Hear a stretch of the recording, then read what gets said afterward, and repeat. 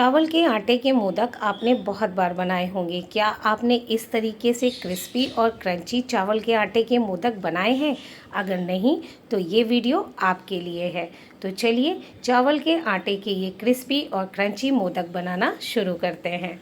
चावल के आटे के क्रिस्पी क्रंची मोदक बनाने के लिए हम यहाँ पर एक कढ़ाई लेंगे और इस कढ़ाई में ऐड करेंगे 2 बड़े चम्मच भरकर घी।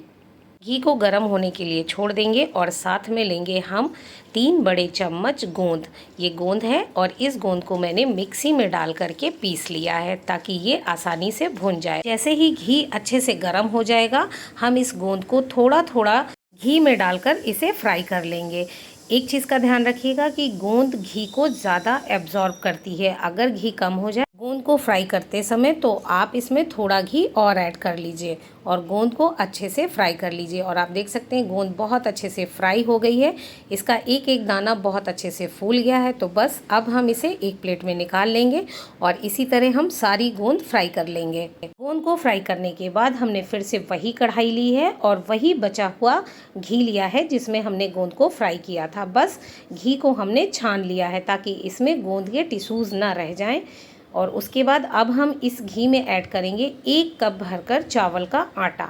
अगर आपके पास चावल का आटा नहीं है तो आप घर पर जो चावल यूज़ करती हैं उन्हें अच्छे से धोकर सुखाकर मिक्सी में डालकर पीस लीजिए। आपका चावल का आटा घर पर ही तैयार हो जाएगा। अगर आप इतना झंझट नहीं करना चाहती तो मार्केट में चावल का आटा बहुत आसानी से मिलता है, आप वहाँ से भी ले सकते हैं। और अब हम इस चावल के आटे को बराबर चलाते हुए मीडियम टू लो फ्लेम पर भून लेंगे। चावल के आटे को हमें तब तक भूनना है जब तक कि चावल के आटे से अच्छी सी खुशबू नहीं आने लगती, साथ ही चावल के आटे का कलर हल्का सा चेंज नहीं हो जाता। और चावल के आटे से बहुत अच्छी सी हर खुशबू आने लगी है। तो बस अब हम इसमें ऐड कर देंगे चॉप किए हुए ड्राई फ्रूट्स। ड्राई फ्रूट्स को हमने 1 टेबल स्पून लिया है और हमने यहाँ पर काजू, पिस्ता, बादाम और किशमिश का यूज़ किया है। आप अपनी मनपसंद के ड्राई फ्रूट्स ले सकते हैं। ड्राई फ्रूट्स ऐड करने के बाद अब हम ड्राई फ्रूट्स को चावल के आटे के साथ में लगभग 7 से 8 मिनट और भूनेंगे, क्योंकि आप देख सकते हैं कि चावल के आटे का कलर भी चेंज हो गया है हल्का सा और खुशबू भी आने लगी है। इसीलिए अब हम चावल के आटे को बहुत ज़्यादा नहीं भूनेंगे, सिर्फ 7 से 8 मिनट बराबर चलाते हुए लो फ्लेम पर चावल के आटे को थोड़ा सा और भून लेंगे। 5 से 7 मिनट हो चुके हैं और चावल का आटा बहुत अच्छे से भुन गया है। तो बस अब हम गैस को ऑफ कर देंगे और चावल के आटे को फटाफट से एक प्लेट में निकाल लेंगे। नहीं तो चावल का आटा कढ़ाई गर्म होने की वजह से कढ़ाई की तली में लग जाएगा। चावल के आटे को एक प्लेट में निकालने के बाद हमने फिर से वही कढ़ाई ली है और इस कढ़ाई में अब हम ऐड करेंगे 1 पैकेट फुल क्रीम दूध। दूध आप पहले से बॉईल किया हुआ भी ले सकते हैं और कच्चा भी ले सकते हैं। क्योंकि हमने यहाँ कच्चा दूध लिया है तो अब हम पहले इसे 1 बॉयल आने तक पका लेंगे। साथ ही इस दूध में से थोड़ा सा दूध हम एक कटोरी में निकाल लेंगे। थोड़ा सा दूध कटोरी में निकालने के बाद अब हम इस दूध को 1 बॉयल आने तक पकाएंगे। और आप देख सकते हैं दूध में 1 बॉयल आने वाला है। तो जैसे ही हमें लगेगा कि दूध में 1 बॉयल आने वाला है तो हम दूध को चला देंगे ताकि दूध कढ़ाई से बाहर ना गिरे, क्योंकि हमने दूध को हाई फ्लेम पर 1 बॉयल आने तक पकाया है। और जब दूध में 1 बॉयल आ जाएगा तब हम गैस की फ्लेम को मीडियम कर देंगे और दूध को 2 से 3 बॉयल आने तक और पका लेंगे। दूध में 2 से 3 बॉयल आ चुका है और आप देख सकते हैं कि दूध थोड़ा सा रिड्यूस हो चुका है। तो बस अब हम इसमें ऐड करेंगे मिल्क पाउडर। तो हमने जो कटोरी में थोड़ा सा दूध निकाला था उस दूध में हम 2 पाउच मिल्क पाउडर के ऐड कर देंगे। 2 पाउच मिल्क पाउडर ऐड करने के बाद अब हम इसे स्पून से चलाते हुए अच्छे से दूध में मिक्स कर देंगे। मिल्क पाउडर को अच्छे से मिक्स करने के बाद अब हम इस मिल्क पाउडर वाले दूध को कढ़ाई में ऐड कर देंगे। साथ ही इस दूध में ऐड करेंगे 1 कप भरकर चीनी। जिस कप से मैंने चावल के आटे का मेज़रमेंट किया था उसी कप से मैंने चीनी का भी मेज़रमेंट किया है। बिल्कुल परफेक्ट मेज़रमेंट के साथ हम ये चावल के आटे के मोदक की रेसिपी आप लोगों के साथ शेयर कर रहे हैं।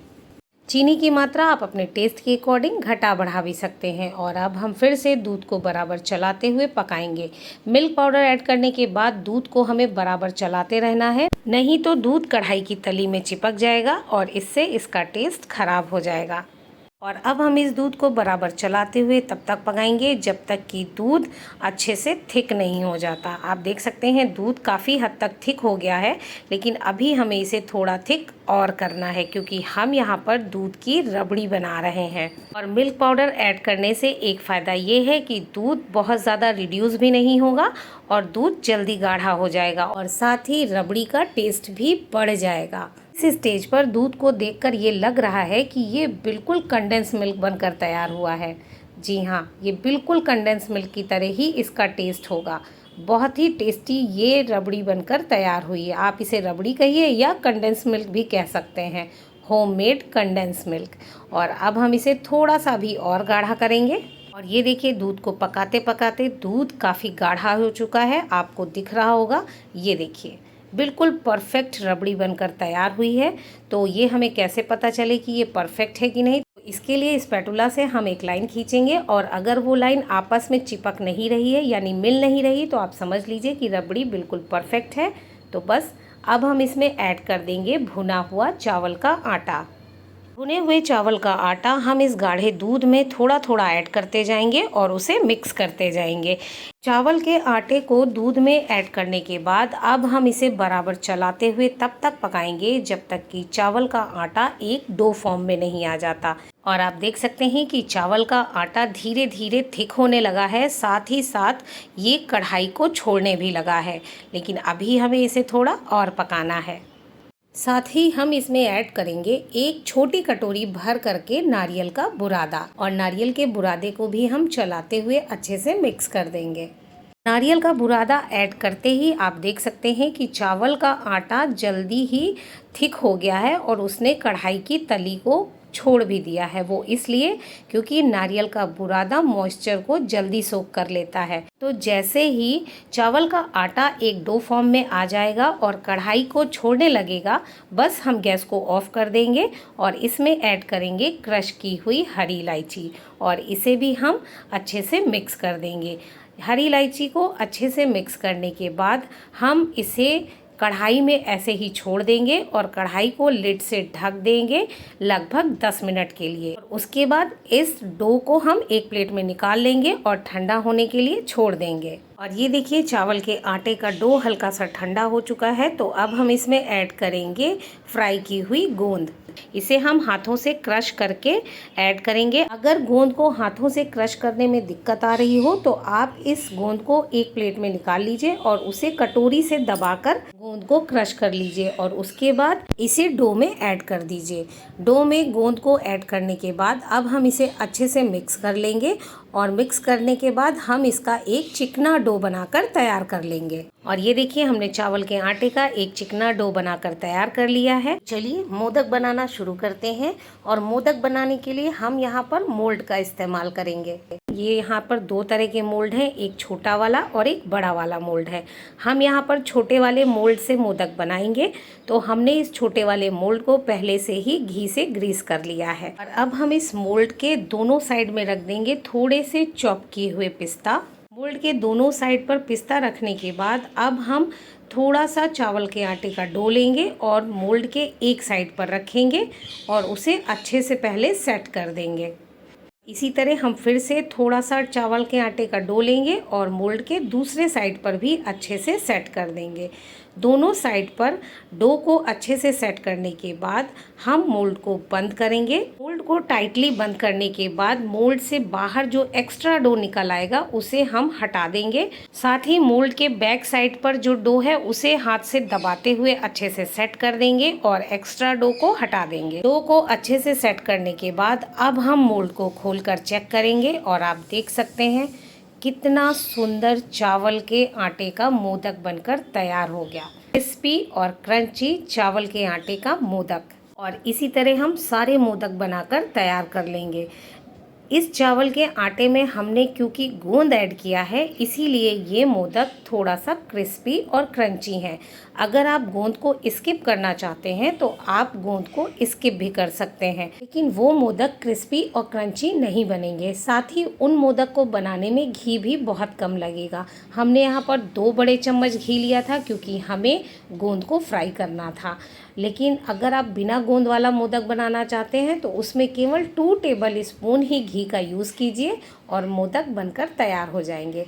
चलिए हम दूसरे तरीके से मोदक बना लेते हैं। तो इसके लिए हमने मोल्ड को बंद कर दिया है और मोल्ड के अंदर दोनों साइड पर थोड़े से चॉप्ड पिस्ता ऐड कर दिए हैं और उसके बाद हमने चावल के आटे का डो लिया, उसे सिलेंडर का शेप दिया और उस सिलेंडर के शेप को मोल्ड के अंदर अच्छे से सेट कर दिया और जो एक्स्ट्रा डो था उसे हमने हटा दिया।